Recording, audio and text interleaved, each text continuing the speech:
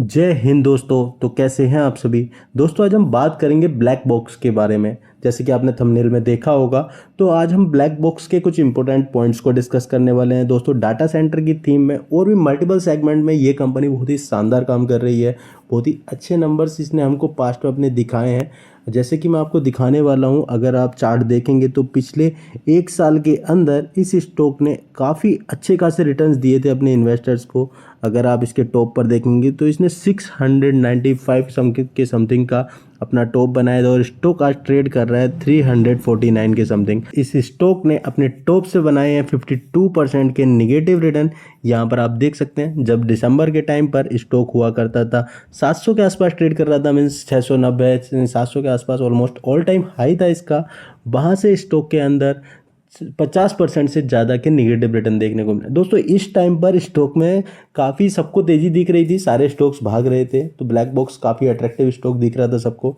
लेकिन आज ये 350 के प्राइस पर ट्रेड कर रहा है। अभी सबको डर है कि ये स्टॉक के अंदर और ज़्यादा गिरावट हो सकती है दोस्तों। जब नॉर्मली क्या होता है ना, जब सारे घोड़े दौड़ रहे होते हैं तो उसमें सारे स्टॉक्स लगते हैं कि ये स्टॉक भी रिटर्न अच्छे देगा, ये स्टॉक भी रिटर्न अच्छे देगा। लेकिन जब मार्केट टूटता है, क्रैश होता है, उस टाइम पर सारी अच्छी चीज़ें भी लगती हैं, भाई इसमें भी खतरा है, उसमें भी खतरा है।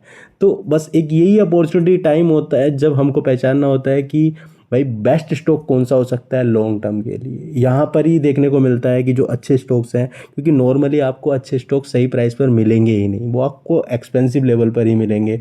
40-50 की, 80 की, 100 की पी पर ट्रेड करते हुए मिलेंगे। लेकिन जब मार्केट टूटता है, क्रैश होता है, बीच में हर 2-3 साल के अंदर होता ही है ऐसा, उस टाइम पर आपको बेस्ट स्टॉक को ग्रैब करके रखना होता है, पकड़ के रखना होता है। और अगर आपके पास नहीं है तो उस टाइम खरीदना होता है। यही एक मेन टाइम होता है स्टॉक को एक्यूमुलेट करने का। तो हम बात कर रहे थे ब्लैक बॉक्स के रिटर्न्स की, जो कि टॉप से इसने दिए हैं 50% के निगेटिव रिटर्न।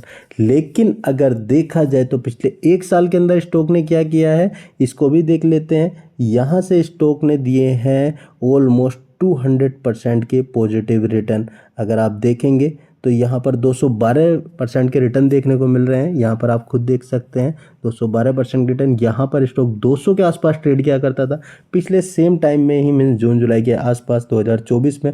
और यहाँ पर एक साल के अंदर ही अंदर स्टॉक ने 700 रुपये भी टच किया था। ऑलमोस्ट 212% के रिटर्न हमको एक साल के अंदर देखने को मिले थे।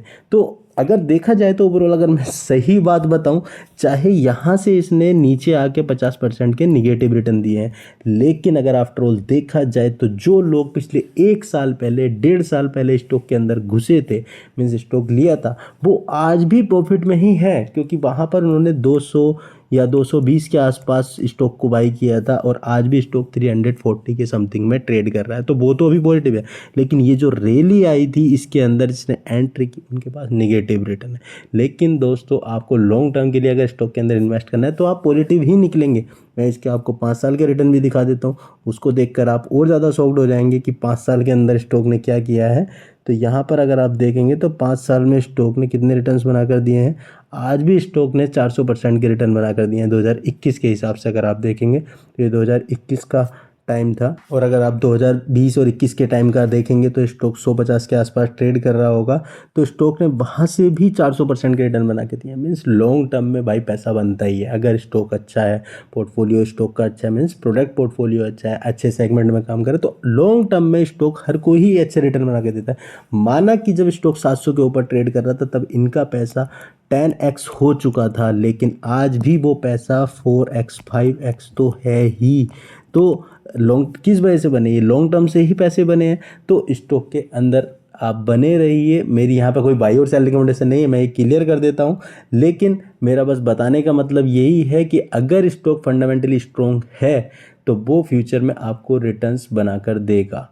तो आगे हम चीज़ों को डिस्कस करेंगे क्या रीज़न हो सकते हैं स्टॉक के गिरने के, जो कि फ्यूचर में अगर इम्प्रूव हुए तो स्टॉक के अंदर हमको फिर से वही तेज़ी देखने को मिलेगी। लेकिन दोस्तों, अगर आप चैनल पर नए आए हैं तो प्लीज़ चैनल को सब्सक्राइब करना ना भूलें। हम ऐसी इंफॉर्मेटिव वीडियो अपने चैनल्स पर रेगुलर अपडेट करते हैं। तो सबसे नंबर 1 पर आ जाता है फाइनेंशियल परफॉर्मेंस। सबसे पहले इंसान हर क्वार्टर के अंदर किसी भी कंपनी के फाइनेंशियल परफॉर्मेंस पर ही ध्यान देता है।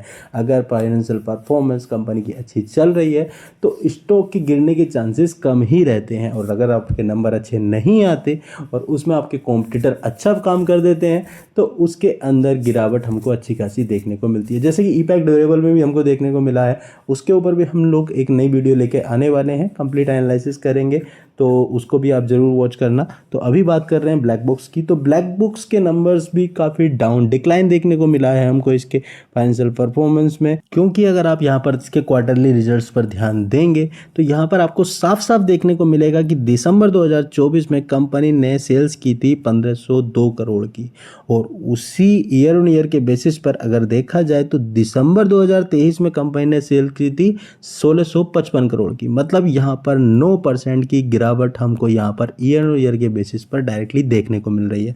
तो दोस्तों, अगर आपकी सेल्स इंप्रूव होगी तो आपके प्रॉफिट मार्जिन इंप्रूव होंगे, ग्रोथ अच्छी होगी कंपनी के अंदर, क्योंकि पिछले साल जो आप बिजनेस कर रहे थे आज भी वही बिजनेस कर रहे हो, तो चेंजेस तो कुछ देखने को मिला नहीं है, और ऊपर से डिक्लाइन भी देखने को मिला है। तो ये डायरेक्ट इफेक्ट किया है कंपनी के स्टॉक के ऊपर, और उसके साथ साथ में ब्लैक बॉक्स के ऊपर इम्पैक्ट तो देखना मिलना ही था।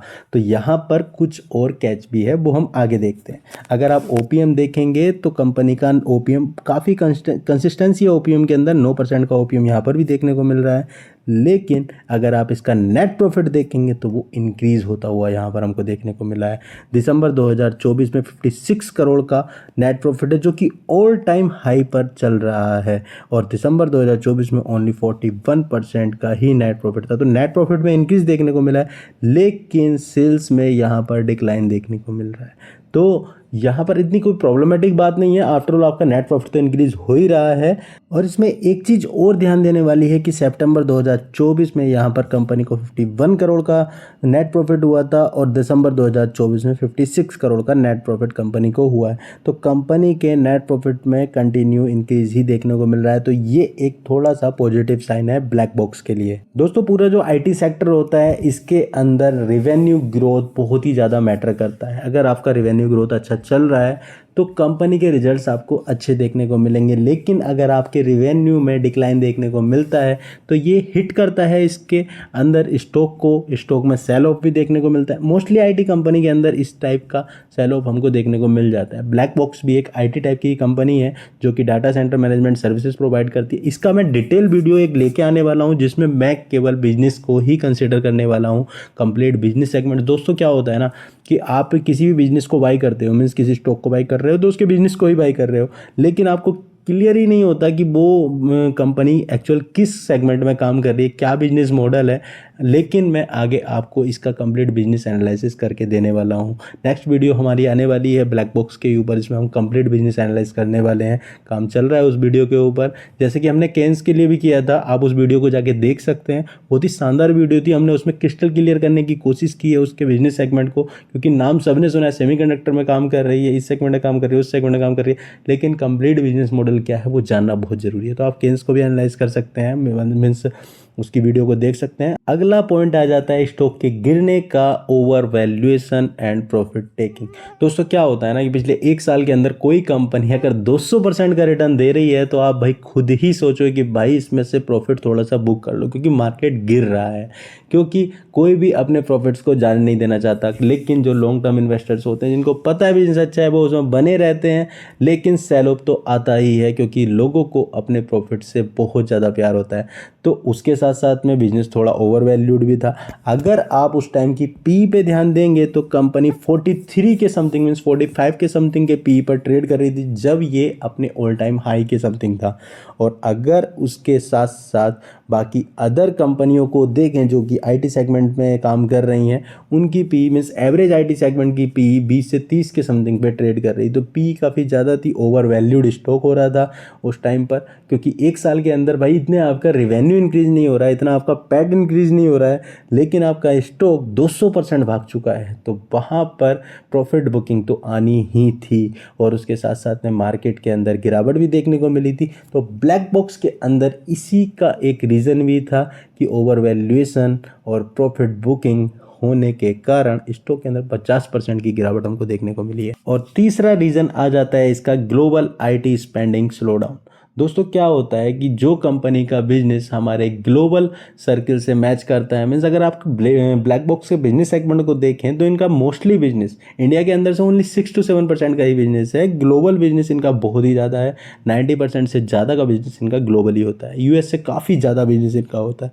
तो उसके अंदर जो बड़ी फर्म्स हैं इन वर्ल्ड के अंदर, उनके अंदर मेटा हो गई या फिर इंटेल हो गई, इनके अंदर आईटी स्लोडाउन देखने को मिला था, जिसकी वजह से जो कि डायरेक्टली इफेक्ट करेगा भाई ब्लैक बॉक्स को। अगर आप जिसके कस्टमर्स हैं, जिनको आप सप्लाई करते हैं, उन कंपनी के अंदर अगर आपको तेज़ी देखने को नहीं मिलेगी तो भाई आपको धंधा कहाँ से मिलेगा।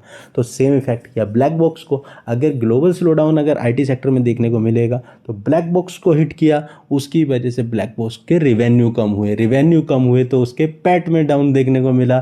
तो भाई रिवेन्यू कम होगा तो उसने हिट किया इसके फंडामेंटल्स को और यहाँ पर स्टॉक गिरा है।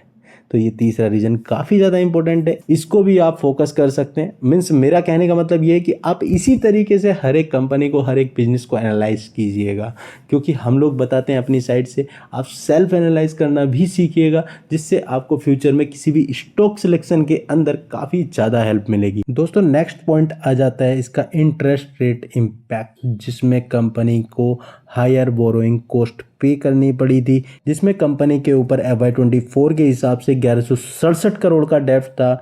और अगर आप देखेंगे तो हायर बोरोइंग कॉस्ट यहाँ पर कंपनी को झेलनी पड़ी है, जिससे कंपनी का cost of capital for clients बढ़ गया है और जिसका इफेक्ट देखने को मिला है कंपनी के प्रोजेक्ट के ऊपर। दोस्तों अगर आपकी खर्चे बढ़ जाएंगे और आपकी अर्निंग्स कम होंगी तो आपके जो अगले प्रोजेक्ट्स हैं उसके ऊपर इफेक्ट आपको देखने को मिलेगा। इसके लिए हायर बोरोइंग कंपनी जो होती हैं उनके ऊपर थोड़ा प्रेशर देखने को मिल जाता है। तो ब्लैक बॉक्स के ऊपर भी इसका थोड़ा इफेक्ट देखने को मिला है। तो ओवरऑल अगर आप देखेंगे तो कंपनी के अंदर हमको मेन 3 रीजन देखने को मिले हैं, इसका रिवेन्यू डिक्लाइन, हाई डेब्ट और तीसरा आता है इसका global decline in the IT sector. तो इन मेन रीजंस की वजह से हमको ब्लैक बॉक्स के अंदर काफ़ी ज़्यादा गिरावट देखने को मिली है। लेकिन फ्यूचर में आज जैसे स्टॉक ने 5% का अपर सर्किट लगाया है, कल को भी स्टॉक के अंदर तेज़ी देखने को मिल सकती है, क्योंकि यूएस के अंदर भी अच्छी खासी हमको तेज़ी देखने को मिली है। तो इंडिया के मार्केट के अंदर भी रिकवरी के चांसेस काफ़ी बन जाते हैं। तो दोस्तों यहाँ पर मेरी साइड से जो मेन फोकस वाली चीज़ है वो है इसकी ओवर वैल्यूएशन। दोस्तों काफ़ी महंगा हो चुका था स्टॉक, इतना महंगा नहीं होना चाहिए यार। कोई भी स्टॉक है अगर 200% की रिटर्न एक साल के अंदर बना के दे रहा है तो कौन ही रुकेगा यार, सब अपना प्रॉफिट बुक करना चाहेंगे, वापस से फिर से एंट्री लेंगे जब वो स्टॉक गिरेगा। इसके लिए मेरा मेन फोकस इसी पर है। मेन रीज़न मेरे को यही देखने को लग रहा है कि स्टॉक ओवर वैल्यूड हो चुका था, क्योंकि बिजनेस मॉडल अच्छा है, कंपनी काफ़ी अच्छे सेगमेंट में काम कर रही है, मल्टीपल सेगमेंट्स में काम कर रही है। बिजनेस मॉडल अच्छा होने के साथ साथ ग्लोबल रीच इनकी काफ़ी अच्छी है, 38 से प्लस ज़्यादा कंट्रीज़ में ये लोग बिजनेस कर रहे हैं। यूएसए के साथ बिजनेस है, इंडिया के अंदर कंटिन्यू अपने बिजनेस को एक्सपांड करने का प्लान कर रहे हैं। आगे फ्यूचर में हम जो नई वीडियो लेके आने वाले हैं उसके अंदर हम कंप्लीट बिजनेस एक्सप्लेन करने वाले हैं इस कंपनी का, तो उस वीडियो को ज़रूर देखिएगा। लेकिन इस स्टॉक के अंदर अपनी नज़र बनाकर ज़रूर रखें। लेकिन दोस्तों मैं ये चीज़ क्लियर कर देता हूँ, मेरी कोई बाई और सेल रिकमेंडेशन नहीं है। अपना कंप्लीट एनालाइज करने के बाद ही स्टॉक को बाई या सेल करें। और अगर आपको ये वीडियो इन्फॉर्मेटिव लगी हो तो प्लीज़ वीडियो को लाइक ज़रूर करें, शेयर ज़रूर करें अपने फ्रेंड्स के साथ, और हम ऐसी इंटरेस्टिंग वीडियो फ्यूचर में आपके लिए लाते रहेंगे। तो जल्दी मिलते हैं एक नए इंटरेस्टिंग वीडियो के साथ, तब तक के लिए हैप्पी इन्वेस्टिंग। Thank you.